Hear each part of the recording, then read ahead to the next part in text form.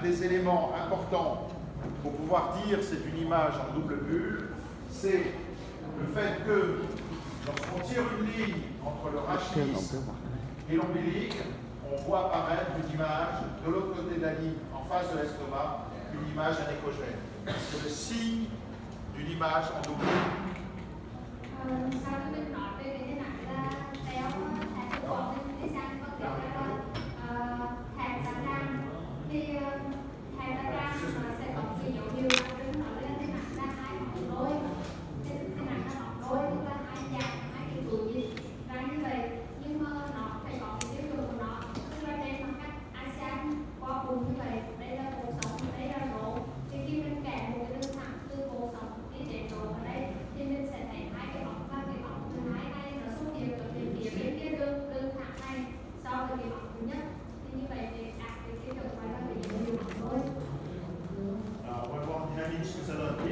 Regardez, on tire une ligne entre le rachis et la paroi, et vous voyez, on a une image de l'autre côté de cette ligne médiane.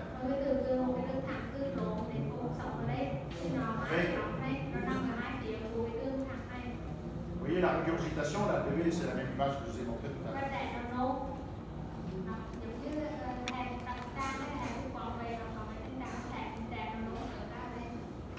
Alors, quelquefois, cette image en double bulle, elle n'est pas très importante. On a l'impression d'avoir elle est toute petite. Vous voyez ici, ça correspond au deuxième duodénum. Donc c'est une forme d'atrésie duodénale, mais elle n'est peut-être pas complète. Il y a un obstacle, puisque c'est pas normal de voir le duodénum comme ça rempli. Le pylore, il est là. Ça c'est la petite courbure, ça c'est la grande courbure. C'est pas normal de voir une image au-delà de la ligne médiane, une image anéchogène, surtout dans le prolongement de l'estomac.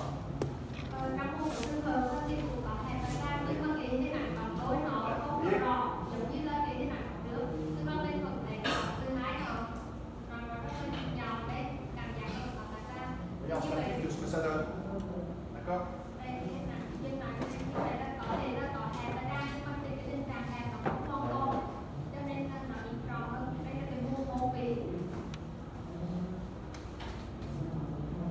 Voilà encore l'image.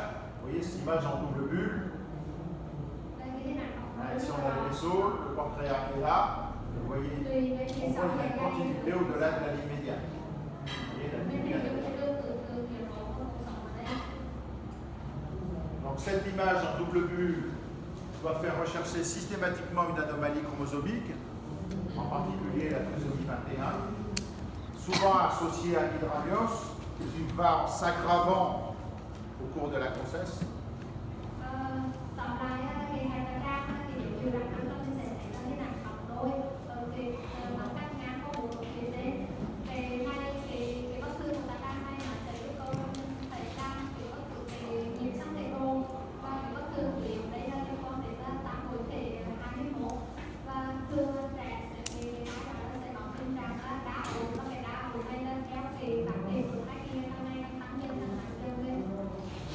Alors il semblerait, du point de vue statistique, on voit moins d'atrésie duodénale pour une simple bonne raison, c'est qu'on voit moins de trisomie 21 qui apparaissent qu'on voit au deuxième trimestre, du fait du dépistage du premier trimestre. Les trisomies 21, maintenant quasiment on les voit tous. Donc on n'a pas le temps de voir apparaître cette atrésie duodénale.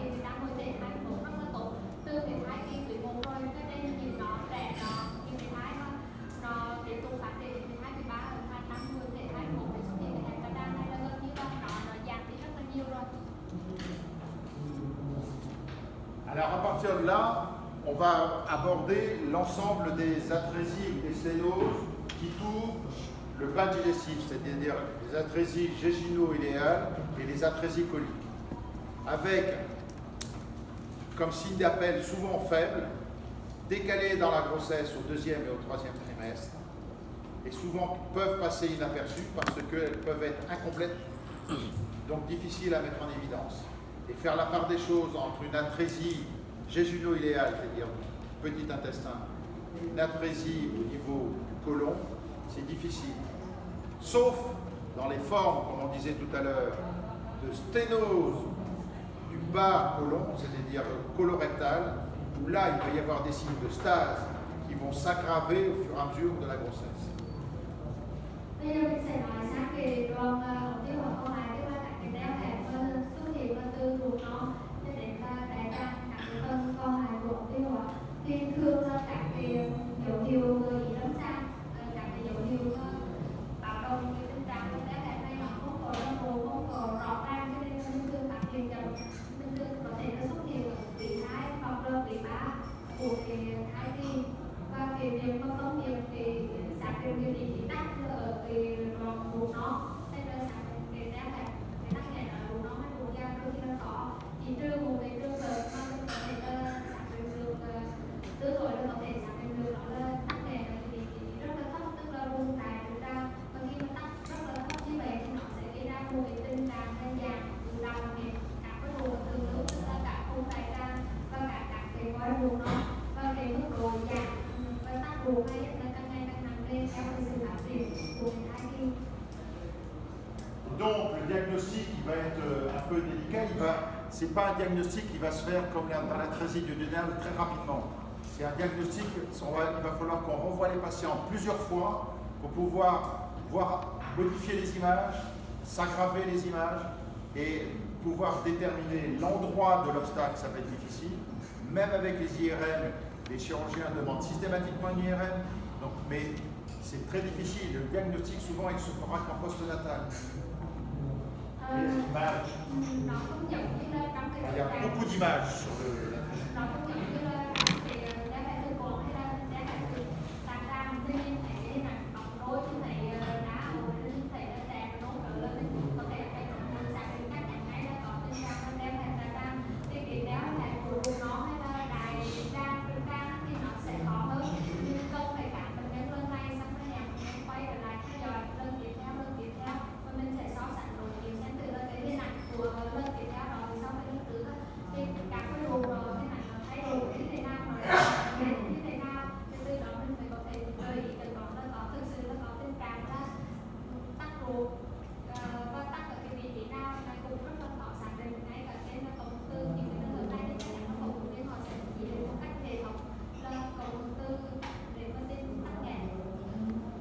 Alors on a des images un petit peu comme ça en nid d'abeille.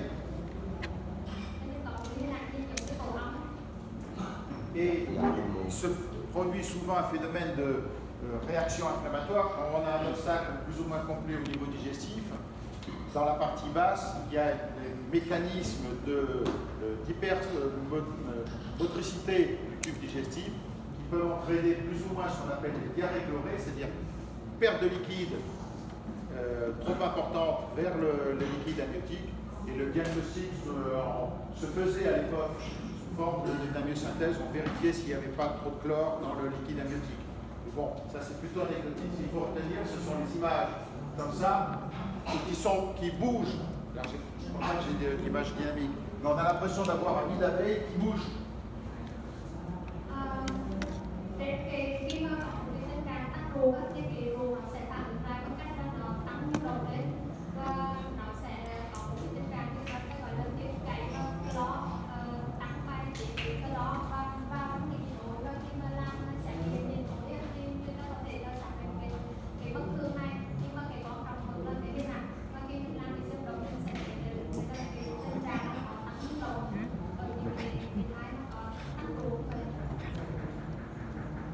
Alors, il y a une forme particulière d'atrésie du grêle, c'est ce qu'on appelle l'apple pie, c'est-à-dire, en fait, il y a une anomalie vasculaire qui entraîne une torsion du tube digestif, comme une petite queue de cochon, hein, qui est comme en tourbillon. Ce tourbillon d'aisance intestinale donc, entraîne un obstacle, et ça donne cet aspect-là.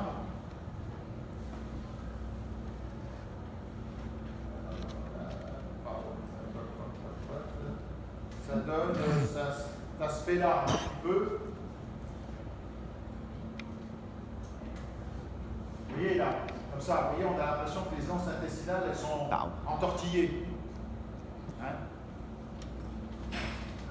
Có những cái bất thường mà nó gây tắc ruột hoặc là cái béo hẹp ruột, hoặc là có những cái trường hợp mà nó do cái bất thường của mạch máu, bản thân tức là mạch máu mọc béo nên gây ra một cái tình trạng là sụt ruột, và các cái ruột nó sống như vậy thì nó sẽ gây ra một cái sự tắc nghẽn. Đấy, cái mạch này đây chỉ cái đạn tăng âm này là mình có cảm giác là các cái ruột nó tự sống lại nhau. En fait, vous voyez là, de première attention, on est attiré par l'image anéchogène ici. Or en fait, il fallait regarder à côté pour voir l'obstacle, il est là. Ça, ce n'est que la conséquence de l'obstacle. Như vậy, cái đầu tiên chúng ta có mắt mình không phải là cái hình ảnh tăng âm hay là cái mình cho mình sự chú ý, mà cái mình chú ý đầu tiên là cái cơ ruột và đây là dạng này, nhưng thật ra đây chỉ là cái hậu quả thôi, tức là cái vị trí tắc nghẽn thật sự là ở đây này, còn đây là cái dạng đây của cái thường là chỗ mắt. Nhưng mà giờ thì giống như dạng điểm này mà mình phải tập trung và chú ý đến cái nguyên nhân là có tắc ruột đâu. Donc, quelle que soit la situation, il va falloir faire un bilan des lésions, proposer l'IRM, essayer de voir le niveau d'obstacle, et là c'est plus difficile. La myosynthèse, ça va être à la recherche éventuellement d'une anomalie, non pas tant chromosomique classique, d'une aneuploïdie, mais d'autres anomalies génétiques. Et de toute manière, ces enfants-là nécessitent un accouchement, une prise en charge dans une structure de niveau 3, c'est-à-dire pour que le chirurgien puisse prendre en charge ces bébés dès la naissance. Như vậy là khi mà mình đã xác định được là có một cái tình trạng là béo hẹp ruột, học răng hay là răng hay cái thái độ xử lý của mình sẽ đề nghị các cái làm kiểm tra đông tổn thương kiểm tra, tức là vấn đề đây là sẽ chụp cộng một cái để xem thử được mức độ tắc ruột, vị trí tắc chẳng hạn, mình sẽ khảo sát các cái bất thương của các cái đài kèm theo một cách cẩn thận hơn, kỹ hơn, xem thử là nó là tắc ruột lớn không hay là các cái lấy mẫu và để xem nghiệm của cái không có bắt buộc một cách để nó cũng ra một số trường hợp để tìm cái nguyên nhân là để có cái gì dạng không từ đây ra đây thì có thể sẽ nghiệm đây là cái gì rồi, và cuối cùng là cái quan trọng là cái trẻ đó là cái ai đó là mình phải tư vấn cho sản phụ lên, mình nhận phải được xin cái đứa trẻ đó ở một cơ sở y tế mà từ niveau 3 mức 3 thì đây tức là có cái hệ thống và chăm sóc chuyên sâu từ sáng từ nhi vừa phẫu thuật hồi sức để đảm bảo an toàn cho trẻ và phẫu thuật sau đó. Donc voilà d'autres images. Là, les images de dilatation, elles sont un petit peu plus périphériques, donc d'apparition plus tardive pendant la grossesse, donc feront évoquer plutôt un obstacle colique. Đây là mình thấy một cái tình trạng dạng của các cái ruột, để đây là dạng này đang, cho nên là cái vị trí tắc cho mình là xác định là chắc chắn là ở phía dưới của đây đang. Donc là, je vais passer, parce que c'est un peu long. Et donc, pour en terminer avec les anomalies au niveau de la perforation anale, vous voyez ici, alors là c'est l'image en tridimension, mais c'est surtout ça qu'il faut retenir, c'est que dans les obstacles très bas situés, souvent il y a une réaction liquidienne, c'est-à-dire il y a du liquide qui s'installe dans l'axe colique, et comme il y a le méconium qui baigne à l'intérieur de ce liquide, et on voit apparaître ces images-là, ce qu'on appelle des entérolithiases, qui sont en fait le méconium qui flotte à l'intérieur du liquide résiduel de la réaction inflammatoire au niveau du tube digestif. Như vậy, cái bất thường tiếp theo đó là cái tật không có đồ hormone, thì trong những cái trường hợp mà tắc đường tiêu hóa thấp hoặc là cái béo hẹp đại tràng, trực tràng hay là không có đồ hormone thì vị trí tắc thấp như vậy thì nó sẽ gây ra một cái tình trạng giảm qua một các cái đường tiêu hóa ở phía trên, nó gây ra một cái tình trạng phản ứng nó xuất hiện dịch ra tự động trong các cái quái ruột ở ngay cái trên chỗ tắc. Đồng thời theo thời gian thì cái phân số nó được hình thành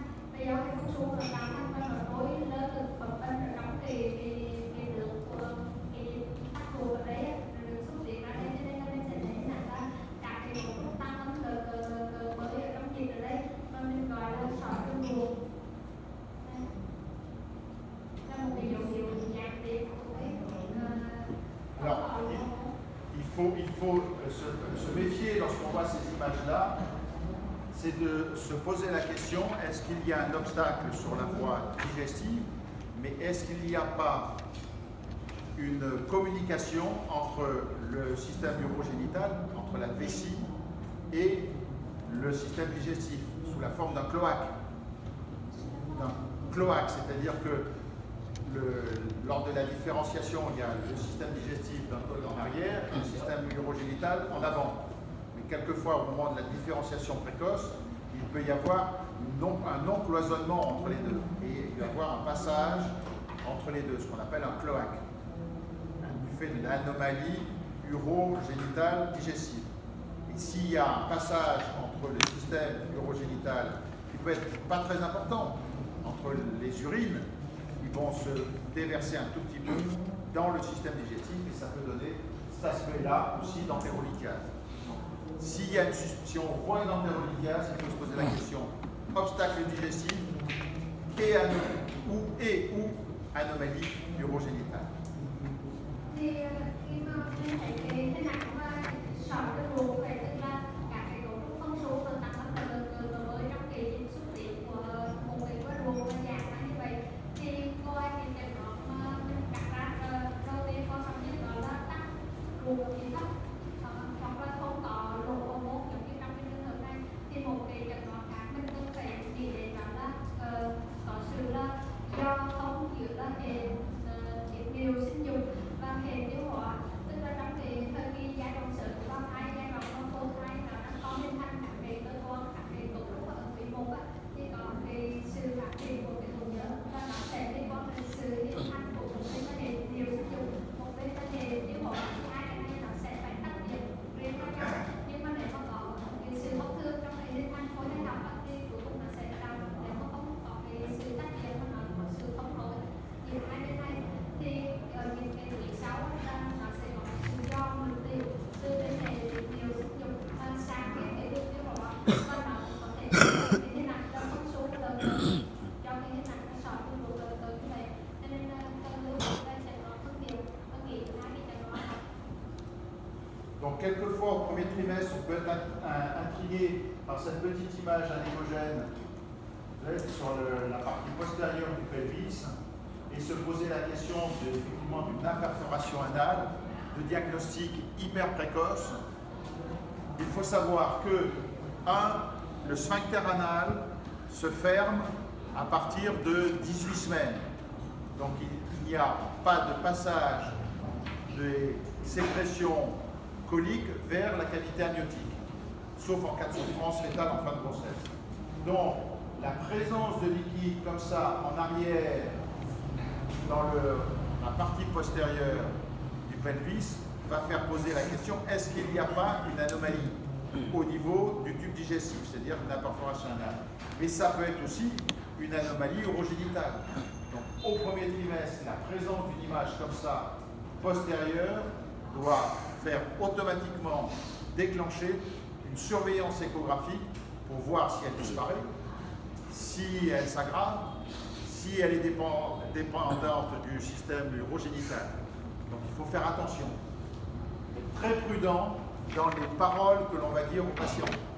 Dire attention, oui j'ai quelque chose, je ne vois pas bien, mais pas de dire oui il y a un obstacle, oui il y a une imperforation, parce que ça change complètement la prise en charge. Parce que ça c'est très réparable, tout simplement en fin de parcours. Donc le sphincter se ferme à partir de 18 semaines. Le sphincter se ferme 18-19 semaines, il est fermé. Au deuxième trimestre, avant ça passe. Les sécrétions, il n'y en a pas beaucoup, il n'y en a pas des quantités. Il y a beaucoup plus de pipi qui passe que de liquide digestif. Mais bon, dans ces là, on peut se poser la question. Như vậy là cái thay đổi là cái đường tiêu hóa của mình là ruột ra đi xuống lại xuống ra cái hồ môn, thì cái hồ môn nó sẽ có cái cơ thắt trong, có cái cơ thắt ở đây, cho nên từ cái cơ thắt này là nếu mà trước thái trước 18 câu á, là cái cơ thắt này nó luôn luôn mở, tức là có bao nhiêu trong đường ống tiêu hóa là nó sẽ đi thông nối về đi ra ngoài thông nối về đường ống một cách dễ dàng. Tất nhiên là trước 18 câu thì trong cái đường tiêu hóa cũng có nhiều cả, nhưng mà thường là nó sẽ đi có thể cho nên nó có tình trạng tự động như vậy, và từ 18 câu trở đấy là thì nó về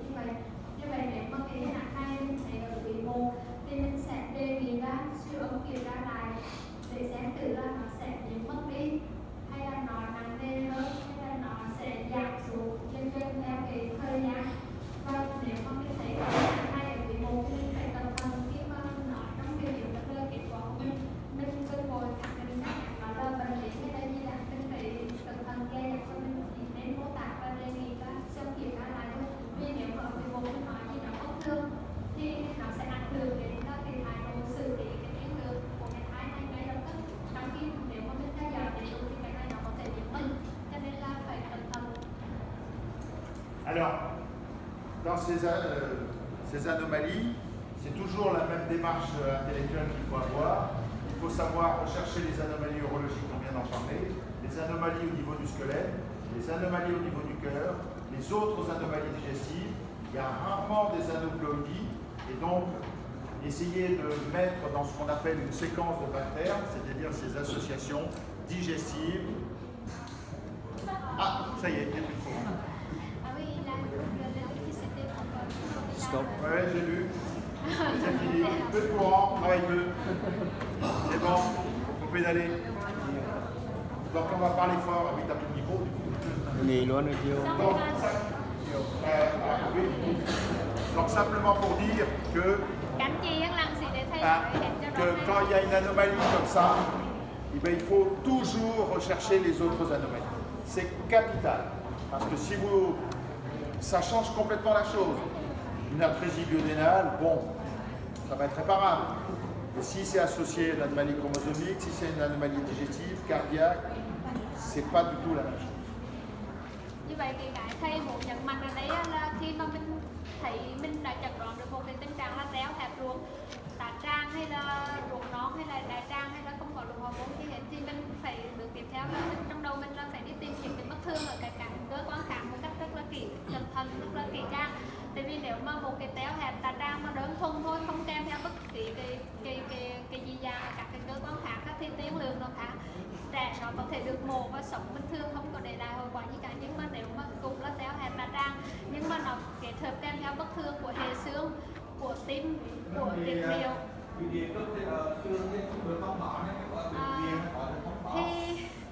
thì nó thay đổi hết toàn bộ cái tiến lượng, cái thái độ xử lý của cái thai đó, nó có thể cái thai đó nó có thể rất nặng nề và họ sẽ đình chỉ thai nghén ngay lập tức. Cho nên là cái chuyện mà bất thường đơn độc hay bất thường nằm trong một phức hợp hội chứng của đa di tập thì nó thái độ xử lý nó thay đổi hoàn toàn, cho nên là mình phải tìm rất là kỹ một bất thường thì tìm những cái khác.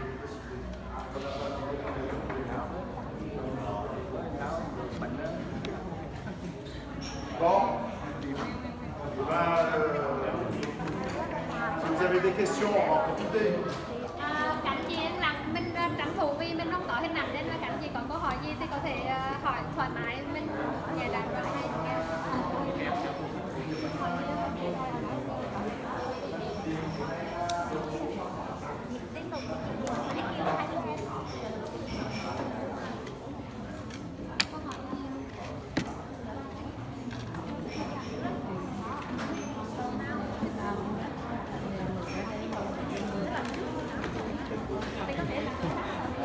Em biến đi, để lên cái phần English. Em kêu là hai chơi này để viết cho em, để viết cần cái chi viết. Mà tự nhiên nhớ thức bật cho hai lên nữa.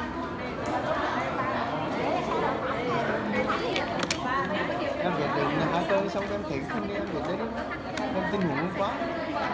Em để tự nhiên nó có đó luôn.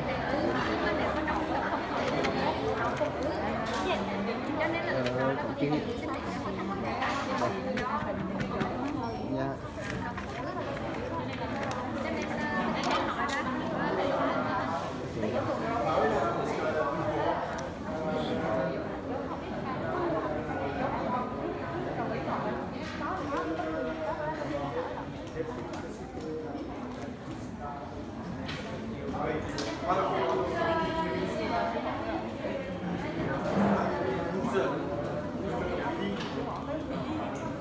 Il faut pédaler. Pédaler. Đi được rồi. On va faire le cours en pédalant.